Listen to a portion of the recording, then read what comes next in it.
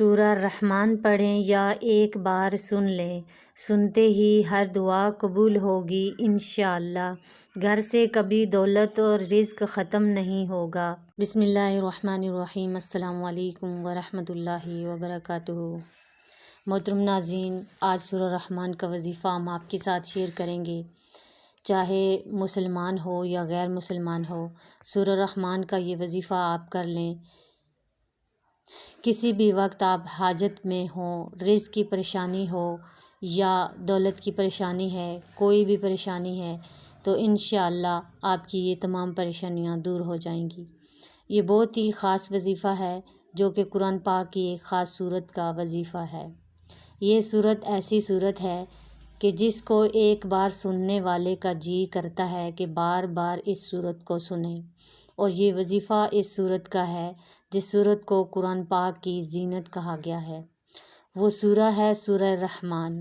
حضرت علی رضی اللہ عنہ سے روایت ہے کہ فرمایا کہ میں نے رسول اللہ صلی اللہ علیہ وآلہ وسلم سے سنا، آپ نے فرمایا کہ ہر چیز کے لیے حسن جمال اور زینت اور خوبصورتی ہے، اور قرآن کا حسن جمال اور زینت اور خوبصورتی سورہ رحمان ہے۔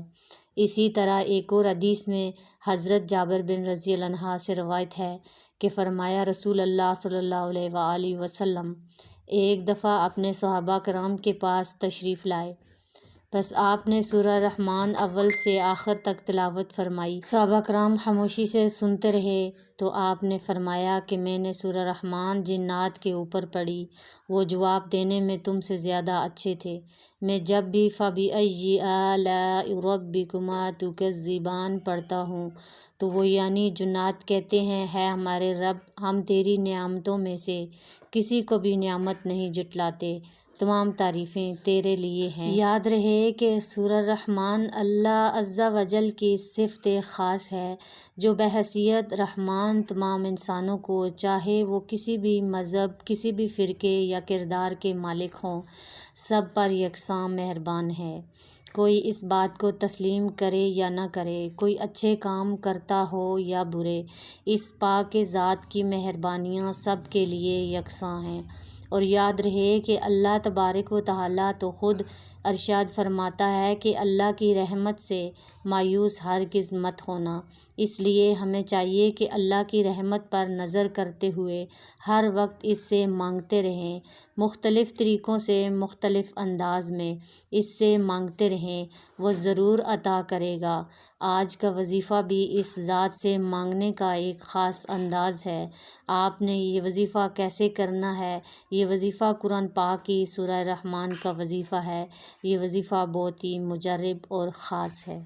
معزز سامعین، وظیفہ شروع کرنے سے پہلے آپ سے گزارش کرتے ہیں کہ ہمارے چینل پر اگر نئے ہیں تو ہمارے چینل کو سبسکرائب کیجیے اور ویڈیو کو لائک کیجیے تاکہ آپ کے لیے مزید اسلامی ویڈیو لے کر آ سکیں۔ اس وظیفے کو کرنے کے بعد آپ اللہ تبارک و تعالیٰ سے جو دعا مانگیں گے انشاءاللہ ملتا چلا جائے گا۔ یاد رہے کہ آپ نے اس وظیفے کو کامل یقین کے ساتھ کرنا ہے، اور اس کے علاوہ اس وظیفے کی وہی شرائط ہیں جو کہ دعا کی قبولیت کی شرائط ہوتی ہیں، جن میں سب سے بڑی شرائط یہ ہے کہ حرام کمائی اور حرام کاموں سے بچتے رہیں، اور نماز کی پابندی بھی ضروری ہے۔ اس وظیفے کا طریقہ کار بہت ہی آسان ہے۔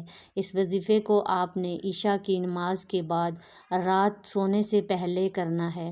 یاد رہے کہ اس وظیفے کے لیے ضروری ہے کہ آپ باوضو حالت میں اس وظیفے کو کریں، اور بہتر یہ ہے کہ اس وظیفے کو شروع کرنے سے پہلے 2 رکعت نماز صلاۃ حاجت کی نیت سے ادا کر لیجیے، اور پھر جائے نماز پر بیٹھ کر سب سے پہلے 3 مرتبہ درود ابراہیمی پڑھنا ہے، اور پھر آپ نے سورہ رحمان کی تلاوت 11 مرتبہ کرنی ہے، اور آخر میں آپ نے دوبارہ 3 مرتبہ درود ابراہیمی وہی پڑھنا ہے جو آپ نے شروع میں پڑھا ہے، اور پھر اللہ تعالیٰ سے آپ آپ نے اپنے مقصد کے لیے دعا کرنی ہے اور دعا کرتے سو جانا ہے۔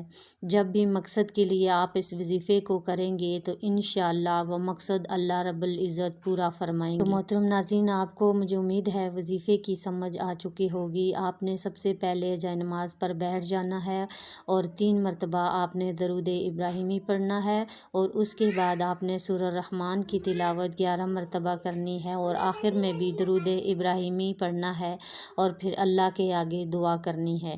بس یہ چھوٹا سا وظیفہ ہے، لیکن اس کی بہت بڑی کرامات ہے۔ یہ وظیفہ بہت ہی خاص اور مجرب ہے۔ اگر میرے چینل پر آپ نئے ہیں تو میرے چینل کو سبسکرائب کیجئے، میری ویڈیو کو لائک کیجئے، اور اپنا بہت سارا خیال رکھیے، مجھے دعاؤں میں یاد رکھیے۔ اللہ ہم سب کا حامی و ناصر ہو۔ اللہ حافظ۔